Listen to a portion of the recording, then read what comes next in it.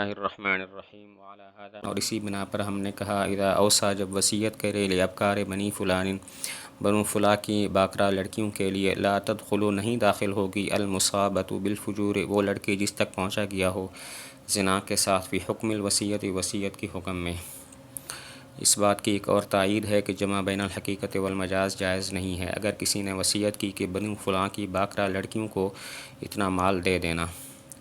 تو اس کا باکرہ ابکار کا حقیقی جو معنی ہے وہ یہ ہے کہ جس کی بکارت بالکل زائل نہ ہوئی ہو، اور مجازی معنی ہے یہ کہ جس کی بکارت زنا کی وجہ سے زائل ہو گئی ہو۔ تو وصیت کے تحت وہ لڑکیاں داخل ہوں گی جن کی بکارت بالکل زائل نہیں ہوئی، یہ اس کا حقیقی معنی ہے، اور وہ لڑکیاں داخل نہیں ہوں گی جن کی بکارت زنا کی وجہ سے ختم ہو چکی ہے۔ تو حقیقی معنی مراد ہوگا، مجازی معنی مراد نہیں ہوگا۔ حقیقی معنی تو اس لیے مراد ہوگا کہ حقیقت مجاز سے اولیٰ ہوتی ہے، اور مجازی معنی اس کے ساتھ اس لیے مراد نہیں ہوگا تاکہ جمع بین الحقیقت والمجاز لازم نہ آئے۔ تو اس بات کی ایک اور تائید ہے کہ جمع بین الحقیقت والمجاز جائز نہیں ہے۔ اگر کسی نے وصیت کی کہ بنو فلاں کی باکرہ لڑکیوں کو اتنا مال دے دینا، تو الابکار کا جو لفظ ہے اس کا حقیقی معنی ہے کہ جس کی بکارت بالکل زائل نہ ہوئی ہو، اور مجازی معنی ہے جس کی بکارت زنا کی وجہ سے زائل ہو چکی ہو۔ تو وصیت کے تحت حقیقی معنی داخل ہوگا، یہ مال ان لڑکیوں کو ملے گا جن کی بکارت بالکل بھی زائل نہیں ہوئی، اور مجازی معنی داخل نہیں ہوگا، ان کو کچھ مال نہیں ملے گا جن کی بکارت زنا کی وجہ سے زائل ہو گئی۔ حقیقت تو اس لیے مراد ہوگی کہ حقیقت مجاز سے اولیٰ ہوتی ہے، اور مجازی معنی اس کے ساتھ اس لیے مراد نہیں ہوگا تاکہ جمع بین الحقیقت والمجاز لازم نہ آئے۔ ولو اوصا لبنی فلان، اور اگر وصیت کی فلاں کے بیٹوں کے لیے، فلاں کے بنین کے لیے، ولہو بنون، حالانکہ اس کے بیٹے ہیں، و بنو بنیہ، اور اس کے بیٹوں کے بیٹے ہیں، کانت الوصیۃ لبنیہ، تو وصیت ہوگی اس کے بیٹوں کے لیے، دون بنی بنیہ، نہ کہ اس کے بیٹوں کے لیے۔ ایک اور تائید ہے، وصیت کی کہ فلاں کے بنین کو اتنا مال دے دینا، تو حالانکہ اس کے اپنے بھی بیٹے ہیں، یہ اس کا حقیقی معنی ہے، اور پوتے بھی ہیں جو کہ اس کا بنین کا مجازی معنی ہے۔ تو حقیقی معنی مراد ہوگا اور وصیت کا مال بیٹوں کو ملے گا، مجازی معنی مراد نہیں ہوگا، پوتوں کو مال نہیں ملے گا۔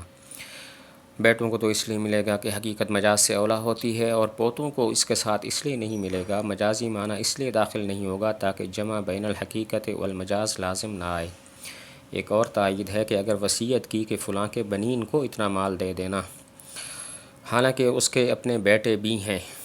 فلاں کے اپنے بیٹے بنین ہیں، یعنی بیٹے بھی ہیں، یہ اس کا حقیقی معنی ہے، اور پوتے بھی ہیں جو کہ اس کا بنین کا مجازی معنی ہے، تو وصیت کا مال بیٹوں کو ہوگا، پوتوں کو نہیں ملے گا۔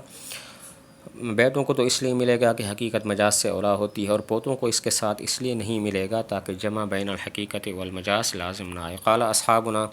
ہمارے اصحاب نے کہا، لو حلف، اگر قسم اٹھائی، لا ينکح فلانۃ، وہ نکاح نہیں کرے گا فلاں عورت سے، وہی اجنبیۃ، حالانکہ وہ اجنبیہ ہے، کان ذلک علی العقد، تو یہ ہوگا محمول عقد نکاح پر، حتیٰ لو زنا بہا، حتیٰ کہ اگر اس نے اس کے ساتھ زنا کیا، لا یحنس، حانس نہیں ہوگا۔ ایک اور تائید، قسم کا ہی، لا انکح فلانۃ، میں نکاح فلانا عورت سے نہیں کروں گا، حالانکہ وہ فلاں عورت اجنبیہ ہے، اس کی اپنی بیوی نہیں ہے۔ تو نکاح کا حقیقی معنی ہے زنا کرنا، اور مجازی معنی ہے شادی کرنا، تو یہ شادی پر محمول ہوگا، زنا پر محمول نہیں ہوگا۔ شادی کی تو حانس ہوگا، زنا کیا تو حانس نہیں ہوگا۔ حقیقی معنی اس لیے مراد ہوگا کہ حقیقت مجاز سے اولیٰ ہوتی ہے، اور اس کے ساتھ مجازی معنی شادی والا اس لیے مراد نہیں ہوگا، زنا والا معنی جو ہے اس لیے مراد نہیں ہوگا تاکہ جمع بین الحقیقت والمجاز لازم نہ آئے۔ تو ایک اور تائید ہے کہ قسم کھائی، لا انکح فلانۃ، میں فلاں سے نکاح نہیں کروں گا، حالانکہ وہ فلاں عورت اجنبیہ ہے، تو اس کا جو مجازی معنی ہے وہ ہے عقد نکاح، اور حقیقی معنی ہے زنا۔ تو یہاں پر مجازی معنی مراد ہوگا، یعنی کہ شادی کرنا، اگر شادی کی تو حانس ہوگا، اگر زنا کیا تو پھر حانس نہیں ہوگا۔ اب یہاں پر حقیقی معنی مراد نہیں ہے، کیونکہ حقیقی معنی یعنی زنا شرعاً متروک ہے، تو اس جگہ بھی اس کو چھوڑ دیا جائے گا۔ باقی دونوں پر عمل اس لیے نہیں کریں گے تاکہ جمع بین الحقیقت والمجاز لازم نہ آئے۔ وَلَئِنْ قَالَ، اور اگر کہا، اذا حلف لا يضع قدمه فی دار فلان، اگر قسم اٹھائی کہ نہیں رکھے گا اپنا قدم فلاں کے گھر میں، یحنس، تو حانس ہو جائے گا، لو دخلها حافیا، اگر وہ اس میں داخل ہوا ننگے پیر، او متناعلا یا جوتے پہن کر، او راکبا یا سوار ہو کر، وکذالک اور اسی طرح لو حلف اگر قسم اٹھائی، لا یسکن دار فلان رہائش نہیں رکھے گا فلاں کے گھر میں، یحنس تو حانس ہوگا، لو کانت الدار ملکا لفلان اگر گھر ہو ملکیت فلاں کے لیے، وکانت باجرت یا ہو اجرت کے ساتھ، او عاریت یا عاریت کے ساتھ، وذالک جمع بین الحقیقت والمجاز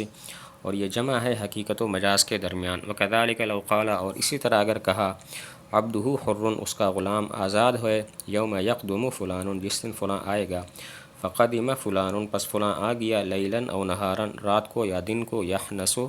تو حانس ہو جائے گا۔ ایک سوال نقل کر کے اس کا جواب ہے کہ آپ کا یہ کہنا جمع بین الحقیقت والمجاز جائز نہیں ہے، یہ منقوض ہے 3 مسئلوں کے ساتھ۔ پہلا مسئلہ ہے قسم اٹھائی، لا اضع قدمی فی دار فلان میں اپنا قدم نہیں رکھوں گا فلاں کے گھر میں، تو اگر یہ اس گھر میں داخل ہو گیا تو حانس ہو جائے گا، خواہ ننگے پیر داخل ہو یا جوتے پہن کر داخل ہو یا سوار ہو کر داخل ہو۔ حالانکہ ننگے پیر داخل ہونا یہ وضع قدم کا حقیقی معنی ہے، اور جوتے پہن کر یا سوار ہو کر داخل ہونا یہ وضع قدم کا مجازی معنی ہے، تو یہاں پر تو جمع بین الحقیقت والمجاز ہے۔ ایک سوال نکل کر کے اس کا جواب ہے، سوال یہ ہے کہ آپ کا یہ کہنا جمع بین الحقیقت والمجاز جائز نہیں ہے، یہ منقوض ہے 3 مسئلوں کے ساتھ۔ پہلا مسئلہ ہے قسم اٹھائی، لا اضع قدمی فی دار فلان میں اپنا قدم فلاں کے گھر میں نہیں رکھوں گا،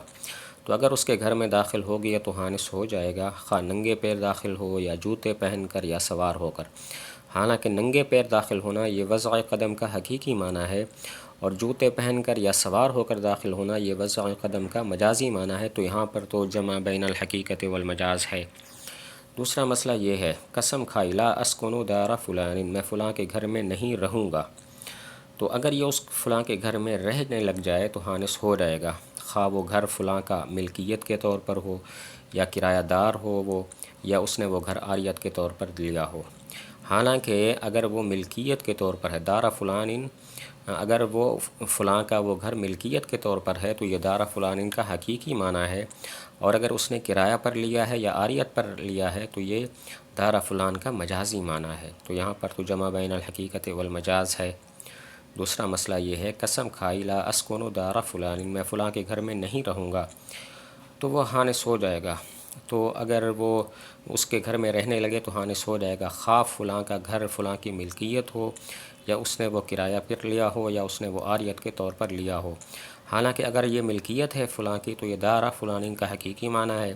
اور اگر کرایہ پر لیا یا عاریت پر لیا ہے تو یہ دار فلان کا مجازی معنی ہے، تو یہاں پر بھی تو جمع بین الحقیقت والمجاز ہے۔ تیسرا مسئلہ یہ ہے کہا، عبدی حر یوم یقدم فلان میرا غلام آزاد ہے جس دن فلاں آئے گا۔ اب اگر فلاں آ گیا رات کو یا دن کو تو حانس ہو جائے گا اور اس کا غلام آزاد ہو جائے گا۔ حالانکہ دن کو اگر آئے تو یہ یوم یقدم فلان کا حقیقی معنی ہے، اور اگر رات کو آئے تو یہ یوم یقدم کا مجازی معنی ہے، تو یہاں پر تو جمع بین الحقیقت والمجاز ہے۔ تیسرا مسئلہ یہ ہے کہ قسم کھائی، اس نے یہ بات کہی کہ عبدی حر یوم یقدم فلان میرا غلام آزاد ہے جس دن فلاں آئے گا، تو فلاں اگر آ جائے رات کو یا دن کو تو وہ حانس ہو جائے گا اور اس کا غلام آزاد ہو جائے گا۔ حالانکہ اگر وہ دن کو آتا ہے تو یہ یوم یقدم کا حقیقی معنی ہے، اور اگر رات کو آتا ہے تو یہ یوم یقدم کا مجازی معنی ہے، تو یہاں پر تو جمع بین الحقیقت والمجاز ہے۔ قلنا تو ہم کہیں گے، وضع القدم صار مجازا قدم کا رکھنا ہو گیا مجاز، عن الدخول دخول سے، بحکم العرف عرف کے حکم کی وجہ سے، والدخول لا یتفاوت اور دخول فرق والا نہیں ہوتا، فی الفصلین دونوں صورتوں میں، ودار فلان اور فلاں کا گھر سارا مجازن ہو گیا مجاز، عن دار مسکونۃ لہو اس گھر سے جو اس کے لیے بطور رہائش کے ہے، وذالک لا یتفاوت اور یہ فرق والا نہیں ہوتا، بین ان یکون ملکا لہو درمیان اس کے کہ وہ ہو اس کی ملکیت، او کانت باجرۃ لہو یا ہو اس کے لیے وہ اجرت کے طور پر اجرت کے ساتھ، والیوم فی مسئلۃ القدوم اور یوم قدوم والے مسئلہ میں، عبارت ہے عن مطلق الوقت مطلق وقت سے، لأن الیوم اذا اضیف اس لیے کہ یوم جب مضاف ہو الی فعل لا یمتد ایسے فعل کی طرف جو ممتد نہ ہو، یکون عبارۃ عن مطلق الوقت تو یہ عبارت ہوتا ہے مطلق وقت سے، کما عرف جیسا کہ یہ بات جان لی گئی۔ فکان الحنس بہذا الطریق، تو حانس ہونا ہوگا اس طریقے کے ساتھ، لا بطریق الجمع بین الحقیقت والمجاز، نہ کہ جمع بین الحقیقت والمجاز کے طریقے کے ساتھ۔ اس سوال کا جواب یہ ہے کہ ان تینوں مسئلوں میں جمع بین الحقیقت والمجاز نہیں ہے، بلکہ عموم مجاز ہے، یعنی ایسا معنی مراد ہے کہ حقیقی اور مجازی معنی دونوں اس کے اندر داخل ہیں۔ جواب یہ ہے کہ ان تینوں مسئلوں میں جمع بین الحقیقت والمجاز نہیں ہے، بلکہ عموم مجاز ہے، یعنی ایسا معنی مراد ہے کہ معنی حقیقی اور معنی مجازی دونوں اس کے تحت داخل ہیں۔ چنانچہ پہلے مسئلے میں وضع القدم، یہ دخول سے مجاز ہے، مطلب یہ تھا کہ میں فلاں کے گھر میں داخل نہیں ہوں گا، میں داخل نہیں ہوں گا۔ تو اب یہاں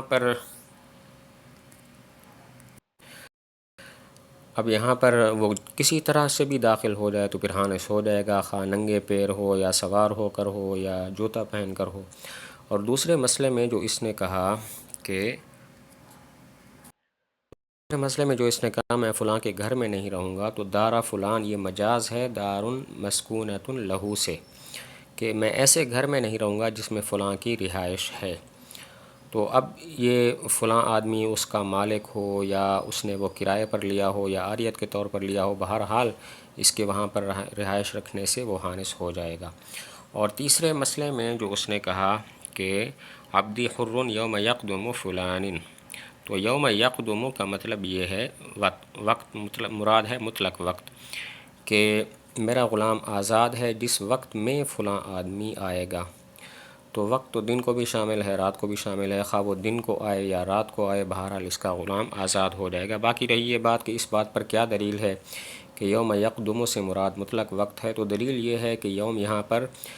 یقدم کی طرف مضاف ہے، اور قدوم فعل غیر ممتد ہے، یعنی لمبا فعل نہیں ہے، اور جب یوم کی اضافت فعل غیر ممتد کی طرف ہو تو مراد مطلق وقت ہوتا ہے۔ باقی رہی یہ بات کہ اس بات پر کیا دلیل ہے کہ یوم یقدم میں یوم سے مراد مطلق وقت ہے، تو دلیل یہ ہے کہ یوم مضاف ہے یقدم کی طرف، اور قدوم فعل غیر ممتد ہے، یعنی لمبا فعل نہیں ہے، اور جب یوم مضاف و فعل غیر ممتد کی طرف تو اس سے مراد مطلق وقت ہوتا ہے۔